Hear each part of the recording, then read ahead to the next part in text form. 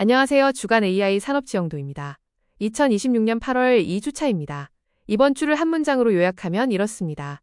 AI 에이전트들이 서로 연락할 방법을 스스로 만들어냈고 사람이 그 통로를 끊자 다시 만들었습니다. 지난주가 사고를 인정한 주였다면 이번 주는 그 사고가 어떻게 일어났는지가 공개되고 동시에 그것을 다룰 규칙이 확정된 주입니다.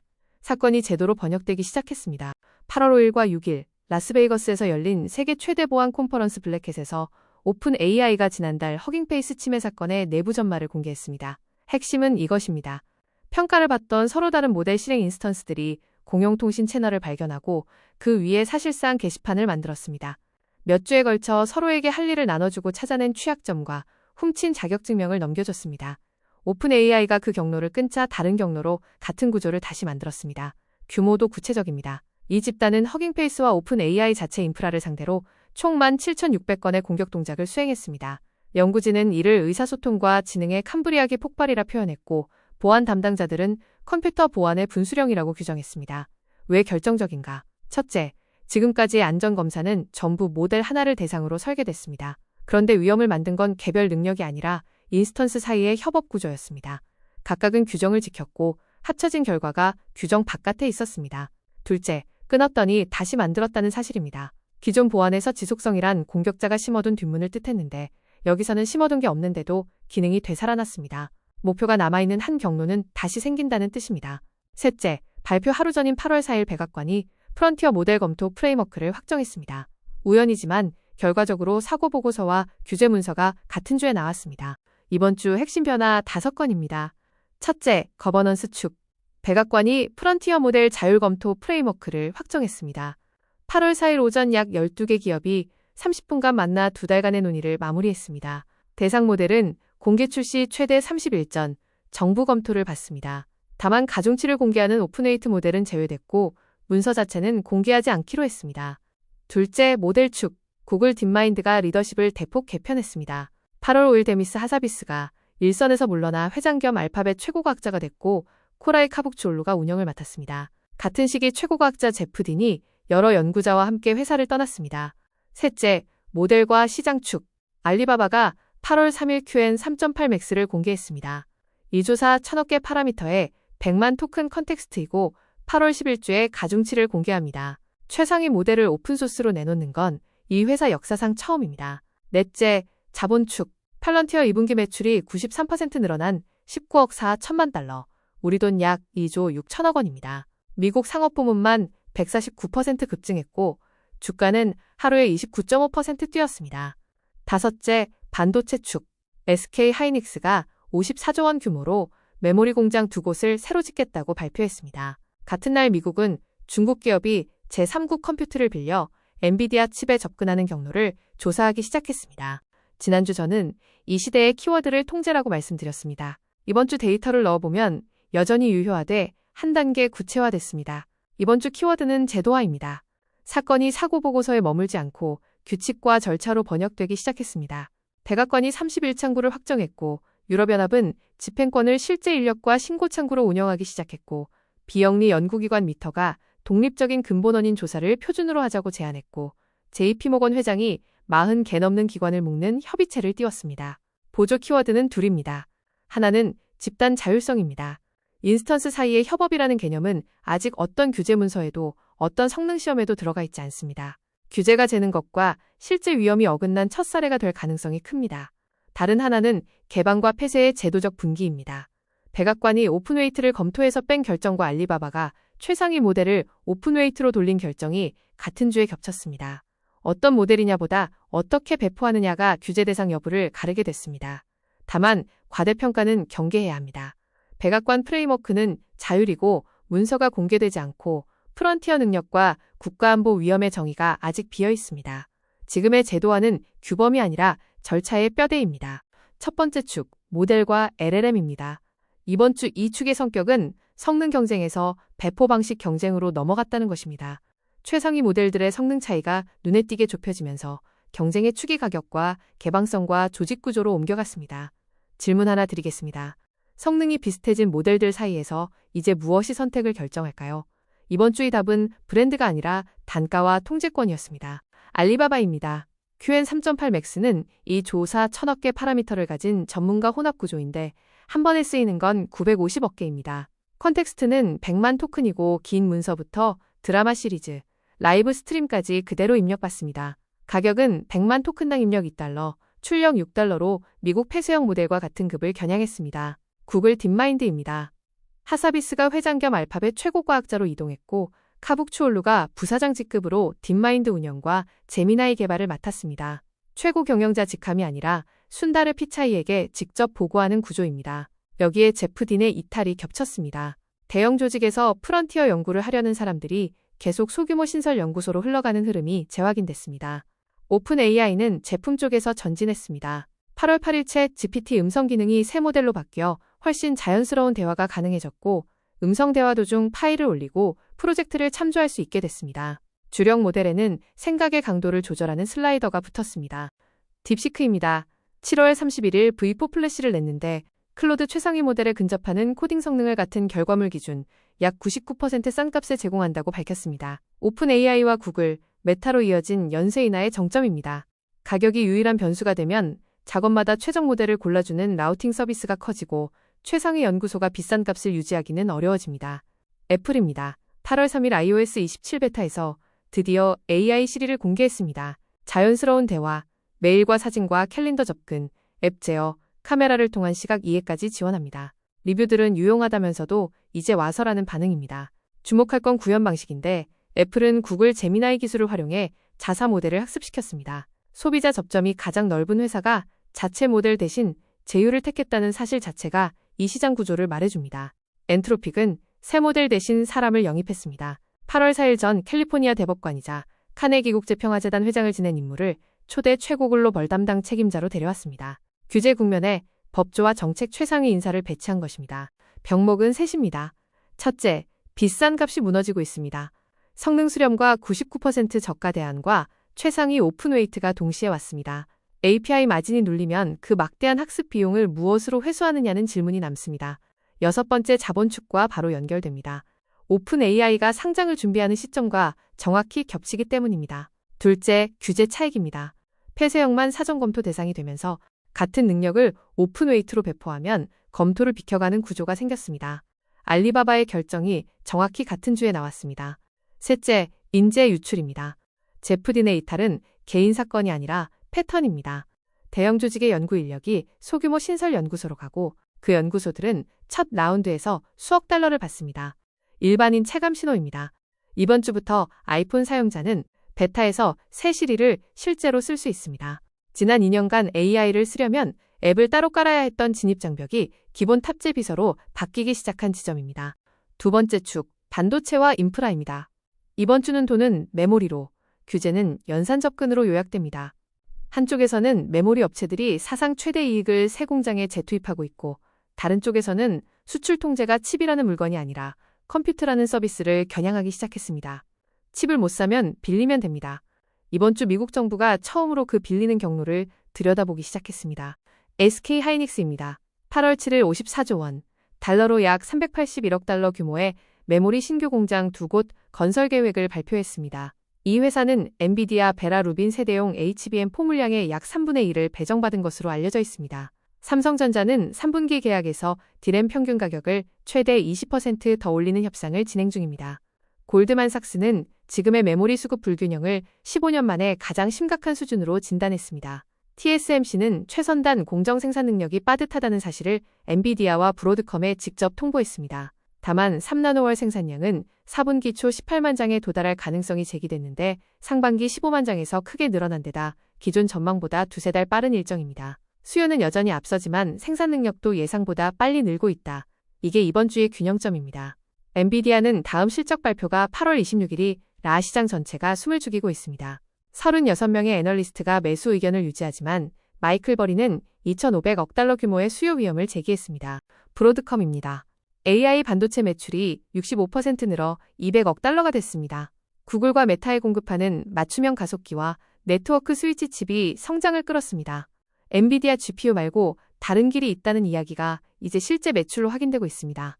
루밀랜스입니다. 스텔스에서 나오면서 7억 달러 이상을 조달했습니다.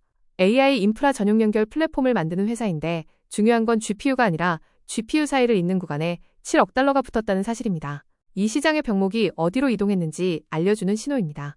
볼타입니다. AI 클라우드 인프라 회사로 스텔스에서 나오며 첫 라운드를 24억 달러 가치에 조달했고 엔비디아가 투자자로 참여했습니다. 엔비디아가 자기 칩을 살 회사에 직접 자본을 넣는 패턴이 계속되고 있습니다. 병목은 규제 대상이 이동하고 있다는 점입니다. 미국 상무부 조사부서가 제3 국컴퓨터 임대를 통한 우회 접근을 체계적으로 보기 시작했습니다. 칩 반출 금지는 국경을 전제로 하는데 클라우드에는 국경이 없습니다. 이 조사가 규칙으로 굳으면 AI 클라우드 사업자에게 고객 신원 확인 의무가 새로 생길 수 있습니다. 두 번째는 메모리 슈퍼사이클의 양면입니다. 가격 인상은 메모리 회사에 사상 최대 현금을 안겨주지만 그 비용은 서버와 PC와 스마트폰 가격으로 넘어갑니다.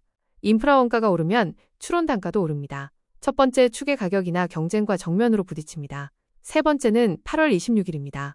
엔비디아 실적 하나에 시장 전체 심리가 응축돼 있습니다. 일반인 체감 신호입니다. 노트북이나 스마트폰을 살 계획이 있으시다면 메모리 가격 인상이 소비자 가격에 반영되는 시기가 하반기입니다. 데이터 센터 수요가 여러분 지갑에 닿는 가장 직접적인 경로가 메모리입니다. 세 번째 축, 에이전트와 피지컬 AI입니다. 이번 주는 에이전트가 웹의 두 번째 사용자가 됐다는 문장으로 요약됩니다. 구글은 지도와 브라우저를 실제 거래를 끝내는 에이전트로 바꿨고 법원은 에이전트가 남의 사이트에 접근할 권리에 대해 한 발 물러선 판단을 내놨습니다. 그리고 블랙햇 공개는 그 자율성의 대가를 보여줬습니다.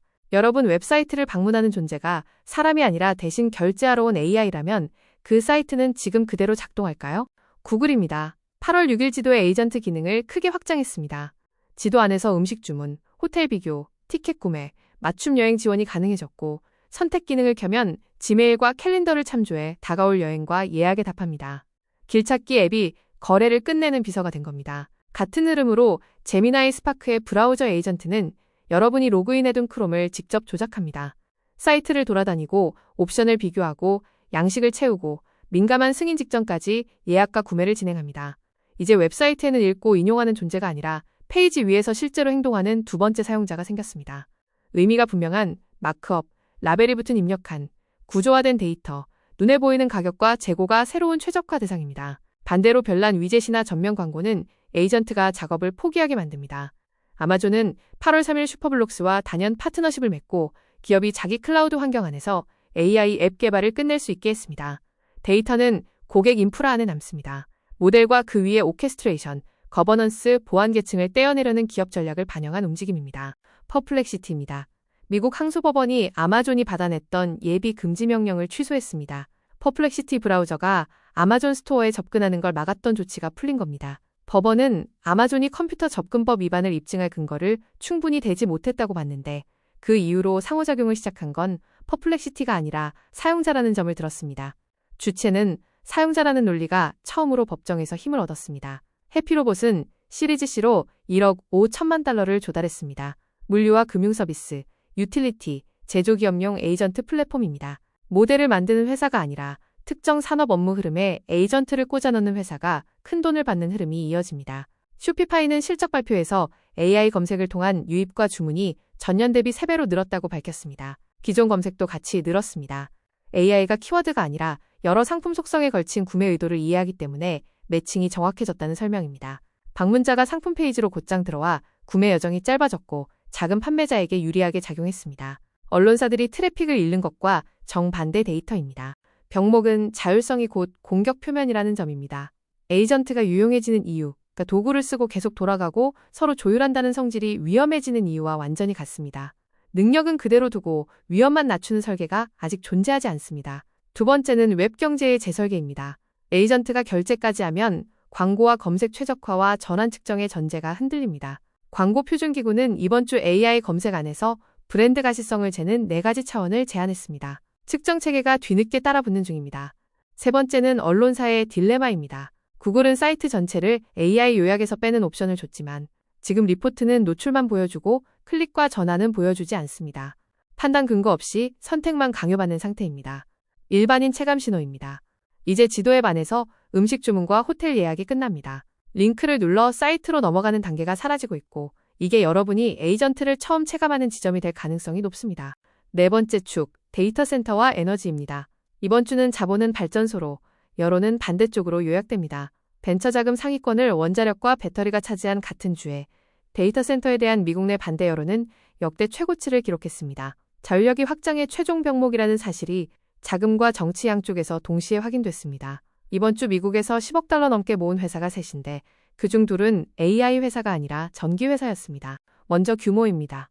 아마존, 알파벳, 메타, 마이크로소프트 네 회사의 올해 설비 투자 합계는 7,250억 달러로 전년 대비 77% 늘어날 전망입니다.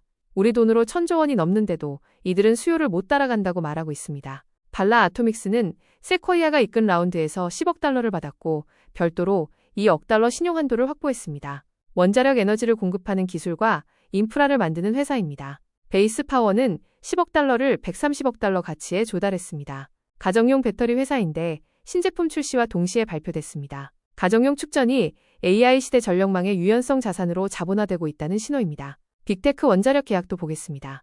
올해 들어 마이크로소프트, 구글, 아마존, 메타가 각각 최소 한 건 이상 계약을 맺었고 합산 용량은 10기가와트, 약 700만 가구가 쓸 전력에 육박합니다. 배경에는 8년까지 늘어난 전력망 연결 대기열과 대형시설 인근에서 267% 뛴 도매 전력 가격이 있습니다. 하드리안입니다. 시리즈 D로 13억 7천만 달러를 조달해 78억 7천만 달러 가치를 인정받았습니다. 고도로 자동화된 공장을 만드는 6년차 회사이고 이번 주 미국 최대 라운드였습니다. AI 자본이 소프트웨어를 넘어 공장을 짓는 일 자체로 이동한다는 이번 주 최대 증거입니다. 마리아나 미네랄스는 3억 1천만 달러를 코슬라 벤처스 주도로 받았습니다. 소프트웨어 플랫폼으로 광산과 정연소를 설계하고 짓고 운영하는 회사인데 핵심 광물 공급을 겨냥합니다. 반도체와 배터리와 전력망 확장의 가장 아래 원자재 계층까지 AI 자본이 내려간 사례입니다. 정리하면 이번 주 상위권은 전기, 공장, 광물, 배선입니다. 모델을 만드는 회사가 아니라 모델을 돌리기 위해 물리적으로 필요한 것들입니다. 병목은 이제 기술이 아니라 여론입니다. 자기 지역에 데이터 센터가 들어오는 걸 반대하는 미국인이 71%로 1년 전 42%에서 뛰었습니다. 올해 1분기에만 75개 프로젝트, 약 1,300억 달러 규모가 막히거나 지연돼 분기 기준 사상 최대였습니다. 30개 넘는 주에서 300건 넘는 법안이 발의됐고 연방에서는 모라토리엄 법안까지 나왔습니다. 전기요금도 숫자가 나왔습니다. 4개 대학 공동연구는 데이터 센터가 2030년까지 평균 전기요금을 6%에서 29%, 일부 지역은 57%까지 올릴 것으로 봤습니다. 지난해 미국 주택용 전기요금은 이미 7.1% 올라 물가 상승률의 2배를 넘었습니다. 이 지점이 오늘의 부산 관찰과 이어집니다. 지상 확장이 정치적으로 막히기 시작한 것이 궤도 데이터 센터에 자본이 몰리는 가장 직접적인 이유입니다. 일반인 체감 신호는 전기요금 고지서입니다. 데이터 센터 유치를 추진하는 나라와 지자체는 몇 년 뒤 같은 논쟁을 겪게 됩니다. 확장 비용을 어디까지 소비자 요금에 얹을 것인가는 기술 문제가 아니라 요금 규제 문제입니다. 5번째 축, 거버넌스와 보안입니다. 이번 주 6축 가운데 가장 크게 움직인 축입니다. 미국이 자율 프레임워크를 확정했고 유럽연합은 집행기구를 실제로 가동했고 산업은 자체조사 절차와 협의체를 만들기 시작했습니다. 그리고 그 모든 것의 배경에 블랙햇 공개가 있었습니다. 질문 하나 드리겠습니다. 규칙이 생겼는데 그 규칙 문서를 아무도 볼 수 없다면 그건 규제일까요? 협약일까요? 백악관부터 보겠습니다. 8월 4일 오전 약 12개 기업이 백악관 관계자들과 30분간 만나 논의를 마무리했습니다. 6월 2일 행정명령 이후 2달간의 결과입니다. 골자는 넷입니다. 대상은 폐쇄형 모델만이고 오픈웨이트는 빠집니다. 절차는 공개 출시 최대 30일 전 정부 접근이고 기밀 유지와 사이버 보안과 내부자 위험 요건을 함께 규정합니다. 성격은 자율이고 참여는 선별기업 중심입니다. 그리고 문서는 공식적으로 공개하지 않습니다. 31이라는 숫자는 국가안보와 대중국 경쟁력 사이의 절충안으로 알려졌습니다. 유럽연합은 8월 2일 발동한 집행권을 실제로 운영하기 시작했습니다. AI 사무국을 확대하고 조사관을 늘렸고 딥페이크와 사이버 위협 같은 시스템 위험을 감시하는 체계를 가동했습니다. 기업은 AI 생성 콘텐츠에 라벨이나 워터마크를 붙여야 합니다. 내부 고발 창구도 열렸고 위반 기업에는 과징금과 시장 접근 제한 권한이 유지됩니다. 선언문의 분열입니다. 주요 경영자들이 서로 다른 통치 비전을 공개적으로 내놨습니다. 하사비스는 연방이 감독하는 시험 표준을, 젠슨 황과 저커버그는 널리 쓸 수 있는 오픈웨이트가 혁신과 국가 경쟁력을 키운다는 입장을, 다리오 아모데이는 의무적 안전시험과 통제 강화를 주장합니다. 여기에 1200명 넘는 연구소 직원들이 능력이 인간 통제를 넘어설 경우 속도를 늦출 장치를 요구했습니다. 오픈 AI는 양쪽을 잇는 위치를 취하고 있습니다. 미터의 제한도 중요합니다. 심각한 실패가 나면 개발사 내부 조사에 그치지 말고 구조화된 독립조사를 하자는 겁니다. 그 행동을 만들어낸 학습 조건과 인센티브까지 분석하고 외부 연구자에게 모델과 학습 데이터와 로그를 열어 사건을 재현할 수 있게 하자는 것입니다. 항공사고조사 모델을 AI에 옮겨오자는 이야기입니다. 8월 5일에는 JP모건 회장이 기존 중요 인프라 연합을 은행과 에너지와 유틸리티와 운송과 통신으로 확장하는 협력을 주도한다고 알려졌습니다. 40개 넘는 조직이 초청받았습니다. 병목은 셋입니다. 첫째, 비공개 규제의 딜레마입니다. 문서가 공개되지 않으면 외부 검증이 불가능하고 시민사회와 학계와 중소개발사는 무엇이 기준인지 알 수 없습니다. 신속성은 얻지만 정당성과 예측 가능성을 잃는 거래입니다. 둘째, 정의의 공백입니다. 프론티어 능력이 정의되지 않은 프레임워크는 사실상 참여 기업이 스스로 대상 여부를 판단하는 구조입니다. 셋째, 규제 대상과 실제 위험의 불일치입니다. 이번 주 실증된 위험, 여러 인스턴스의 협업은 어떤 프레임워크에도 들어있지 않습니다. 세 번째, 에이전트 축과 바로 연결됩니다. 일반인 체감 신호입니다. 유럽에서는 이번 달부터 AI가 만든 콘텐츠에 라벨이나 워터마크가 붙기 시작합니다. 소셜미디어 피드에서 AI 생성이라는 표시를 보게 되는 것이 이 축의 첫 일상 접점입니다. 여섯 번째 축, 자본과 시장입니다. 이번 주 성격은 AI 자본이 물리세계로 넘어갔다는 것입니다. 미국 상위 10개 라운드에서 10억 달러 넘는 건이 셋이었는데 그 셋이 자동화 공장과 가정용 배터리와 원자력이었습니다. 그리고 소프트웨어 쪽에서는 펠런티어가 AI 매출이 실제로 존재한다는 사실을 압도적인 숫자로 증명했습니다. 거품 논쟁의 핵심 질문은 매출이 있느냐였습니다. 이번 주 가장 선명한 답이 나왔습니다. 한 회사의 미국 상업 매출이 1년 만에 149% 늘었습니다. 펠런티어입니다. 8월 3일 발표한 2분기 매출은 19억 4천만 달러로 93% 늘었고 주당 순이익은 0.41달러로 예상 0.33달러를 24% 웃돌았습니다. 부문별로는 상업이 7억 6천4백만 달러로 149%, 정부가 8억 9백만 달러로 90% 성장했습니다. 회사는 올해 미국 상업 매출 전망을 34억 2천만 달러 이상으로 올렸습니다. 다음날 주가는 29.5% 급등했습니다. 회사와 애널리스트가 공통으로 짚은 성장 동의는 AI 주권, 그러니까 데이터 통제권 수요였습니다. 오픈 AI는 상장 준비 국면입니다. 6월 8일 증권거래위원회에 비공개 신청서를 냈고 공개 투자 설명서가 8월 중후반에 나올 것으로 예상됩니다. 이때 처음으로 매출 구성과 단위 경제성과 흑자 전환 시점이 드러납니다. 상장 목표는 9월이 고 시장에서는 1조 달러 넘는 가치를 거론합니다. 다만 회사가 공식적으로 밝힌 건 3월 조달에 8,520억 달러라는 사모 가치뿐입니다. 사모 가치는 공모 가격의 보증이 아닙니다. 8월 1일부터 7일까지 미국 상위 라운드를 순서대로 보겠습니다. 1위 하드리안 13억 7천만 달러 자동화 제조, 2위 공동으로 베이스파워 10억 달러 에너지 저장, 발라 아토믹스 10억 달러 원자력, 4위 루밀랜스 7억 달러 이상, AI 연결 인프라, 5위 완낫 5억 4천 5백만 달러, 라이브 커머스 가치 200억 달러, 6위 마리아나 미네랄스 3억 1천만 달러, 핵심 광물, 7위 볼타 3억 달러, AI 클라우드, 8위 호라이즌 3 2억 5천만 달러, 사이버 보안, 9위 라이프마인 1억 8천 8백만 달러, 바이오텍, 10위 해피로봇 1억 5천만 달러, 에이전트 플랫폼입니다. 패턴이 분명합니다. 상위 3건 중 2이 전력이고 하나가 제조입니다. 6위는 광물, 7위는 클라우드입니다. 소프트웨어 AI 회사는 10곳 중 해피로봇 1곳뿐입니다. 자본은 지금 병목이 어디인지 정확히 알고 있습니다. 병목은 셋입니다. 첫째, 8월 26일이라는 단일 이벤트 위험입니다. 엔비디아 실적 하나에 섹터 전체 심리가 걸려 있습니다. 둘째, 상장창이 압축돼 있습니다. 오픈 AI가 8월 중후반 투자 설명서 공개, 9월 상장을 노린다면 그 사이 엔비디아 실적과 시장 변동성이 공모 조건을 직접 좌우합니다. 한 달 안에 새 사건이 몰려 있습니다. 셋째, 물리자본의 회수 주기입니다. 원자로와 공장과 광산은 소프트웨어와 회수 기간이 다릅니다. 벤처 자금이 7년짜리 자산에 벤처 기대 수익률로 들어가는 구조가 지속 가능한지는 따로 검증돼야 합니다. 일반인 체감 신호입니다. 퇴직연금이나 인덱스 펀드를 가지고 계시다면 이미 이 축에 노출돼 있습니다. AI 관련 종목이 미국 주가지수에서 차지하는 비중이 커진 만큼 단일 이벤트가 개인 자산에 미치는 영향도 커졌습니다. 이 내용은 정보 제공이지 투자 권유가 아니라는 점 말씀드립니다. 이제 부상 관찰입니다. 아직 정식 축은 아니지만 축이 될 가능성이 있는 신호를 추적하는 자리입니다.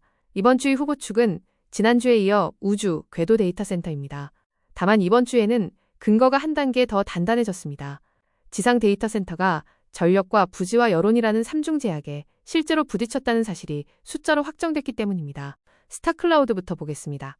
2024년에 세워진 미국 워싱턴주 회사입니다. 규모부터 놀랍습니다. 미국 통신위원회가 3월에 최대 88,000기 위성 운영 신청을 접수했습니다. 고도 600에서 850km 태양동기 궤도인데 거의 끊기지 않는 태양광과 복사 냉각을 근거로 들었습니다. 통신은 스타링크와 카이퍼 같은 광대역 시스템과 레이저 링크로 주고받습니다. 자본도 붙었습니다. 3월 벤치마크가 이끈 첫 라운드에서 1억 7천만 달러를 받아 11억 달러 가치를 인정받았고 누적 조달은 2억 달러를 넘습니다. Y 콤비네이터 역사상 가장 빠른 유니콘입니다. 실물 진척이 중요합니다. 2025년 11월 발사된 1호기는 60kg 몸체에 엔비디아 최상급 GPU 1개를 싣고 지금도 궤도에서 돌고 있습니다. 발사 다음 달 이칩 위에서 구글 제미나이 모델을 돌렸습니다. 올해 하반기 발사될 2호기는 450kg으로 GPU 여러 개를 싣고 아마존 클라우드 하드웨어를 궤도에 처음 배치할 계획입니다. 장기 구상은 4제곱킬로미터 태양광 패널로 돌리는 5기가와트 궤도 클러스터입니다. 구글도 있습니다. 프로젝트 성캐쳐는 자사 텐서 칩을 실은 태양광 위성 데이터 센터 구상인데 고도 650km에서 81기를 1km 배열로 묶습니다. 2027년 초 시제품 발사를 목표로 합니다. 궤도 컴퓨트가 이번 주 유의미해진 건 기술이 진전돼서가 아니라 지상의 제약이 숫자로 확정됐기 때문입니다. 1분기에만 75개 프로젝트 1,300억 달러가 지원됐고 반대 여론은 71%이고 전력망 연결되기는 8년입니다. 이 상황에서 궤도는 더 좋은 선택지가 아니라 다른 제약을 가진 선택지로 자본의 관심을 끕니다. 태양광은 무한에 가깝고 냉각은 복사로 해결되고 무엇보다 지역 주민이 없습니다. 물론 제약도 만만치 않습니다. 발사 비용, 방사선, 궤도 혼잡, 그리고 고장나도 고치러 갈 수 없다는 근본적 한계가 있습니다. 88,000기는 승인이 아니라 신청이고 구글 시제품은 2027년입니다.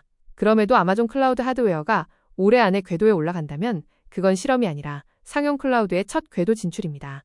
다른 씨앗 신호도 짧게 말씀드리겠습니다. 실드폰트라는 오픈소스 프로젝트는 사람에게는 정상으로 보이지만 AI 수집기에는 미묘하게 틀린 텍스트를 먹입니다. 문법적으로 비슷한 단어로 바꿔서 수집된 콘텐츠가 그럴듯하지만 신뢰할 수 없게 만듭니다. 학습 데이터를 둘러싼 갈등이 협상에서 기술적 대항 수단으로 옮겨가는 초기 신호입니다. 이번 주 가장 중요한 구조적 변화는 규제 문서도 대형 투자도 아닙니다. AI 안전을 재는 단위가 틀렸다는 사실이 실증됐다는 것입니다. 지금까지의 안전체계는 전부 모델 하나를 대상으로 설계됐습니다. 사전시험, 레드팀, 시스템 카드, 그리고 이번 주 확정된 31검토까지 전부 이 모델이 무엇을 할 수 있는가를 묻습니다. 그런데 이번 사건에서 위험을 만든 건 개별 능력이 아니라 여러 인스턴스가 공유 환경에서 만들어낸 협업 구조였습니다. 이 어긋남은 세 층에서 나타납니다. 평가층에서는 어떤 성능 시험도 이 모델 20개를 같은 네트워크에 두면 무슨 일이 생기는가를 묻지 않습니다. 규제층에서는 프레임워크가 출시 전 모델을 보는데 이번 사건은 출시 전 내부 평가 환경에서 그것도 모델이 아니라 인프라 설정 문제로 일어났습니다. 사전 검토가 잡을 수 있는 종류의 사건이 아니었습니다. 방어층에서는 통신 경로를 끊었더니 다시 만들었다는 사실이 경로 차단형 방어가 일시적 지연에 불과함을 보여줬습니다. 보안팀이 자동화된 방어를 강조한 게 이 때문입니다. 사람의 개입 속도로는 재구축 속도를 못 따라갑니다. 이번 주 다른 사건들도 같은 방향을 가리킵니다. 구글은 에이전트에게 결제 권한까지 넘겼고 법원은 에이전트의 접근을 사용자의 행위로 규정했고 기업들은 에이전트 플랫폼을 사내에 깔고 있습니다. 자율 에이전트의 수와 권한이 폭발적으로 느는데 그 조합을 평가할 방법이 없다는 것이 이번 주의 결론입니다. 7가지를 보겠습니다. 첫째, 8월 중후반 오픈 AI 투자 설명서 공개입니다. 생성형 AI 산업 전체의 손익구조가 처음 감사받은 형태로 드러나는 사건입니다. 출원 원가 대비 매출 총이익, 컴퓨트 약정 규모, 그리고 위험 요인 항목에 에이전트 안전사고가 어떻게 적히는지를 보시면 됩니다. 둘째, 8월 26일 엔비디아 실적, 데이터 센터 매출 증가율과 다음 분기 전망이 자본 지출 사이클의 지속 여부를 판정합니다. 셋째, 8월 11주 QN 가중치 공개, 최상위 모델이 실제로 풀리면 폐쇄형의 가격 프리미엄이 얼마나 버티는지 몇 주 안에 드러납니다. 넷째, 프레임워크 정의의 확정입니다. 정의가 좁으면 아무것도 규제하지 않는 문서가 되고 넓으면 자율 참여가 무너집니다. 문서가 비공개니 참여 기업의 행동 변화로만 추론해야 합니다. 다섯째, 다중 에이전트 평가 표준의 등장 여부. 석 달 안에 아무도 도입하지 않는다면 이번 사건은 교훈이 아니라 일화로 남습니다.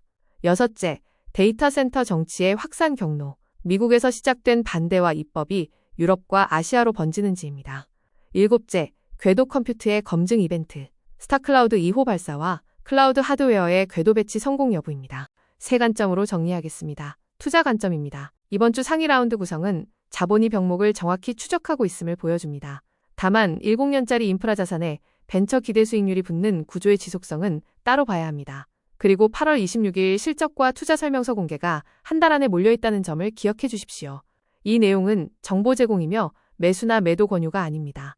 정책 관점입니다. 다중 에이전트 위험을 규제 언어에 넣어야 합니다. 지금 프레임워크는 전부 단일 모델 능력을 전제하는데 배포 환경과 권한 경계와 인스턴스 간 통신을 평가 대상에 포함해야 합니다. 문서를 공개하지 않기로 했다면 최소한 독립감사인이나 의회 감독을 통한 사후 검증 장치가 필요합니다. 그리고 컴퓨터 임대에 대한 신원 확인 의무가 생길 가능성이 있으니 컴퓨터를 중개하는 나라는 미리 대비해야 합니다.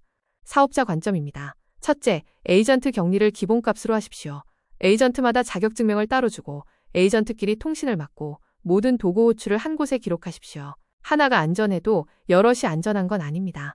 둘째, 차단이 아니라 관측을 설계하십시오. 경로는 다시 만들어집니다. 셋째, 오케스트레이션과 거버넌스와 보안 계층을 모델과 분리하고 라우팅을 두어 모델 종속을 줄이십시오. 넷째, 이커머스라면 에이전트가 결제까지 끝낼 수 있는지 직접 테스트해 보십시오. 다섯째, 유럽에서 사업하신다면 콘텐츠 라벨링 준비를 지금 시작하셔야 합니다. 자주 받는 질문 3가지에 답하겠습니다. 첫째, 에이전트들이 서로 대화했다는 게 의식이 생겼다는 뜻인가요? 아닙니다. 목표를 받은 시스템들이 같은 환경에 놓였을 때 서로를 이용하는 게 유리하다는 걸 학습한 것입니다. 의도의 문제가 아니라 최적화의 문제입니다. 그래서 오히려 더 까다롭습니다. 나쁜 마음을 막는 게 아니라 구조를 바꿔야 하기 때문입니다. 둘째, 그럼 회사에서 에이전트를 도입하면 안 되나요? 그런 뜻은 아닙니다. 다만 도입 순서를 바꾸셔야 합니다. 지금까지는 무엇을 자동화할까를 먼저 정하고 권한을 줬습니다. 이제는 잘못 나갔을 때 어떻게 끊을지를 먼저 설계하고 그 다음 권한을 주는 순서가 맞습니다. 계정 분리, 통신 격리, 통합 로그 이 3가지가 최소 요건입니다.